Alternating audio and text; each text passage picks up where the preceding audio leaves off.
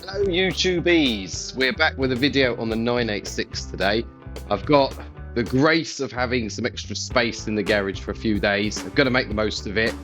The brake pad wear sensors on this have previously been disabled because I tend to be in there pretty regularly, keep track of it myself. In my experience, they've only ever gone wrong more than they've ever provided any worth.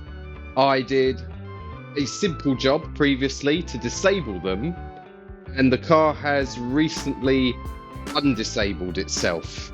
Now it's not constant, and I won't be able to check my work until I go for a proper drive. But go for a drive, half an hour in, pops up, beep, brake pressure wear pad indicator thing, and I was like, hold on a minute, I've disabled them.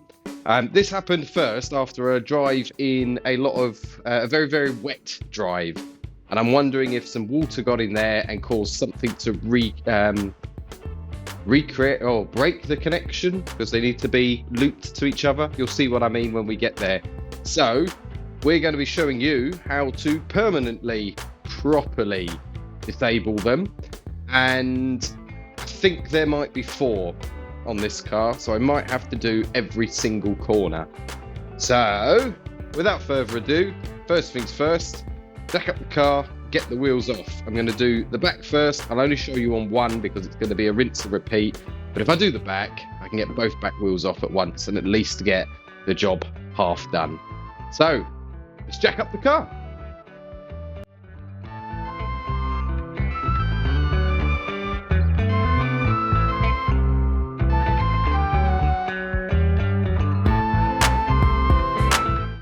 As you can see, I'm in the wheel arch now. Brake caliper over here. The connector for these goes into each brake pad, winds round the back, and then comes into this metal clip here, which you can open just here. And you see it's this wire coming off there. Don't actually need to undo that. I've pulled that out the back of the shop just so I can have more room. And these are the 2 sensors. Now forgive the glare, I'm trying to use a torch and a light, sorry, so everyone can see. This is your brake pad wear sensor. It's a piece of wire and it goes into the depth of the brake pad. Once the gets close enough to the disc that the wire wears through, that breaks the connection, and that ultimately is what sends the signal to the car to tell you might need your brake pads replaced. Now this one looks absolutely fine and does not look like our culprit, but what I'm going to be doing, if I pull this back just to show my working, it's still 2 wires. So we can cut it back as far as we like, merge the wires together, and I'm going to do that properly with some solder, and then put proper shrinking on it, and then just tuck that back away, and then forget about it forever. And I'm going to go and do that on each corner, and I suspect I'm going to find that one of them has got an issue in it somewhere along the connection, which is what's causing that intermittent fault. But by doing this properly, I know that this one is, I'm more likely to have removed whatever's sending that signal. So let's get to that. So potentially controversially to what I said in the last part, I did take them out. You just need to pull these out from the bit that's held onto the hub. A bit of a wiggle, they'll come out past those rubber seals. It's just going to be a lot easier to work with this on the bench, and I'll do the other 2. My plan is actually, I'm going to forget about all of this down here. I'm going to cut them about here, just to give me enough room to play with, get a heat shrink on it, and then see if I can get it really, really tidied up. So, without further ado, let's pull out some wire. I'll show you exactly what I'm doing, like the whole way through. Just cut it with that on there. Let's go back there. That'll give us plenty to work with. No going back now. So here's our wires. Gonna strip them. Give us enough to play with. Oh, he says, can you see that camera?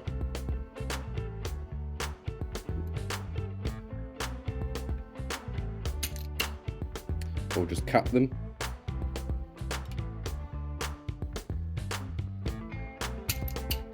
That's not working. Let me get the other ones.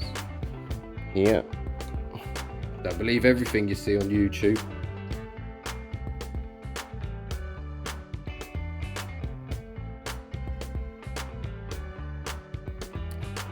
Sometimes the old-fashioned stuff just works.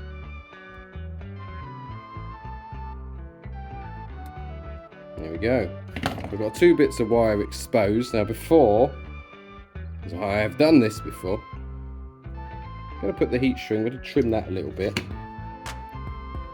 I just want to make sure that this is going to be as weatherproof as possible. So now they're going to need soldering together. Maybe I should have given myself a bit more. Let's see how we get on.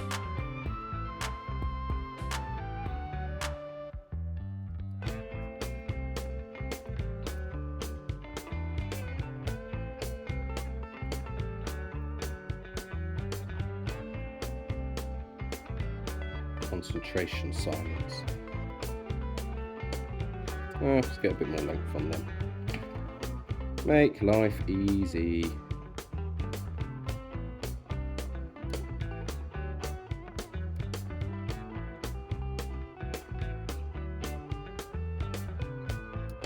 You probably won't need them anymore, but I kind of hope my dad doesn't watch this video because they're his wire strippers. And well, he always has a go at me for nicking his tools, and I always protest my innocence. Now it's documented. Alright, I think that would probably hold. There's easier ways to do this. You could, if they're fine currently, unplug them and then stick them back in. But I want to be thorough. Right, how am I going to do this while showing everybody? Can you see that? Right.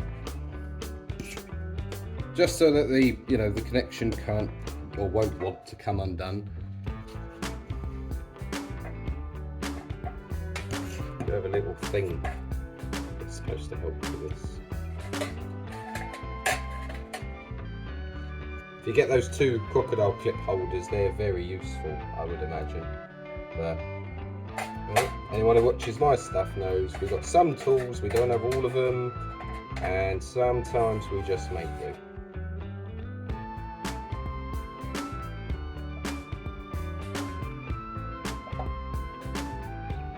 Very well aware there are many videos on the internet of people doing things like this, and like when I do the filling and they make it look like art, I do body filling. Yeah, we're not going to ever be one of those channels. We're going to be real people doing stuff, not incredibly talented or remotely talented by the way this is going.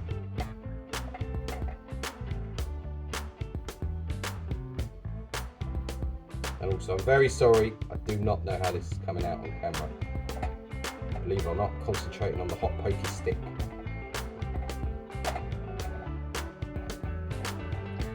Go.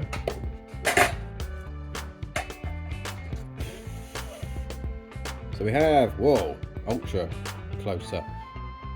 Oh, that trick does work. Bit of solder on there, that shouldn't be going anywhere. And then we should have enough flexibility in this guy. He says it's just getting to go round it.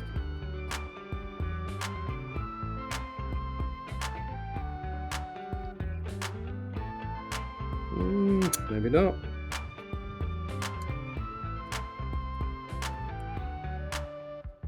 Alright, we may have to abandon him. I don't see that working. I don't want to faff around with it for too long. So what I'll do... Squeaky. There was somebody in the comments telling me I was supposed to oil these or something. I'm going to cheat slightly. Oh, sorry, I'm losing the frame. It's weird trying to work to the side of yourself when you're concentrating. I'm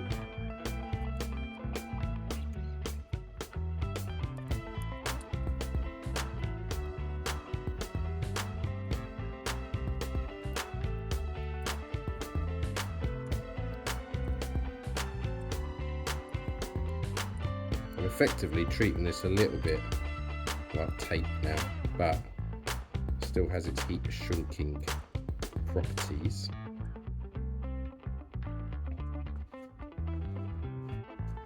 Get some heat. Hopefully not cook my hand here. Oh, get it on the camera, right? If you're going to burn yourself, make it funny for YouTube.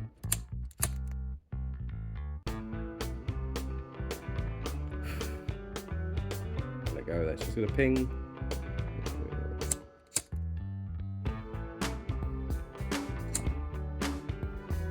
Oh, it does want to stretch out there.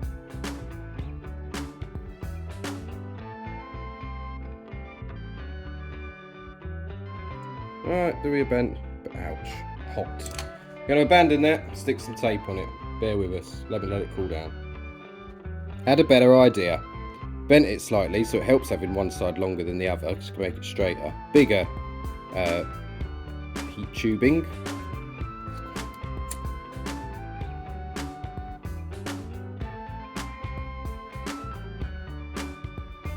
And the reason I want to use this is because it goes in nice and tight, and we should be able to make what is really a weatherproof seal for this. And I'm actually going to put another one over the top and run it right up to the connector. I don't ever want to come and deal with these things again, they're so annoying. It's getting hot, believe it or not.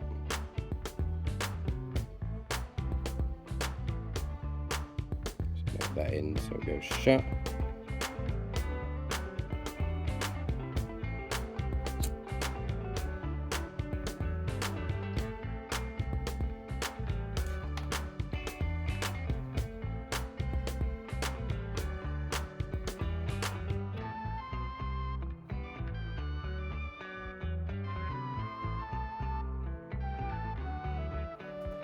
We'll get the second one on, which is taking actually heat from the other one and shrinking on itself. Look at that, it's like I'm vacuum forming this thing.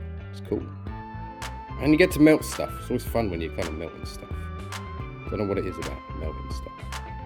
Let's melt some stuff. Stop saying melt stuff.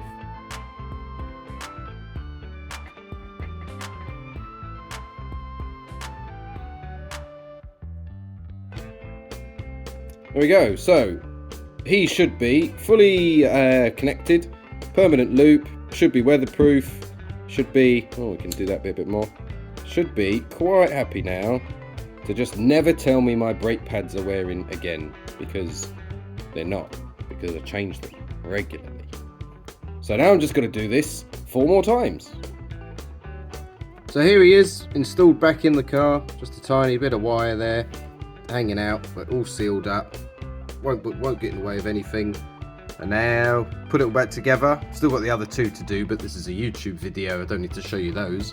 And go for a drive and see if I can get that light to come back on. Reporting back soon. I've now done all 4. I did find one at the front that looked very suspect, so I'm hoping that was our guy. Look at all this weight saving, and it's all equally balanced because it's on all 4 corners.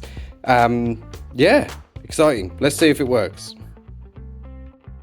Just a couple of points to note. The front wheel, I actually didn't need to take off. I realised if I lift them high enough, I know where I'm going and what I'm doing. So I just reached under and got it. You might not be able to do that in your car.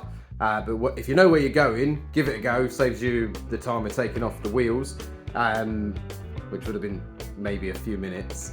And the other thing is most cars will probably not have one of these on each 4 corners. So do a quick bit of research on your car, find out how many there are and where they are, and go for them first, and then it's a much quicker job.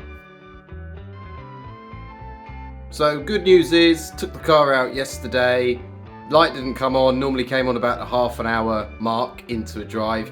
Didn't come on, hasn't come on since, it's been out again, but not as long a drive, so I'm going to chalk that down for it as a win. Can't show you the light not on, it's just a light not on, so you'll have to take my word for it, but it works, car's happy, I'm happy, I don't think I'll ever need to go and touch them again, hopefully, and hopefully this is helpful for someone else having the same issue. Remember, that was an intermittent fault, it wasn't just permanently on. If yours are permanently on, you can go and just take them off.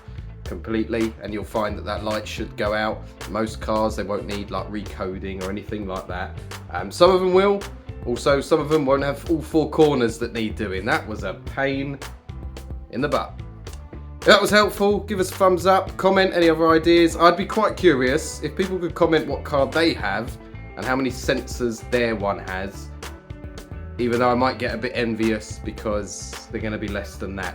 You're not going to have more than 4, surely. So yeah, subscribe for more videos. We'll have a few more videos coming out soon for the Project Focus, the Temu Max Power build. Dropping a nice little 9861, well, relevant to every car, but 9861 in there for all the older schooler followers, as it were. And there will be more. I've got some plans for some other bits for this coming up. It's just, I've had the other project car, I've got excited with the new shiny thing that's not new or shiny, and, well, I'm making the most of it not being here currently. See you for the next video.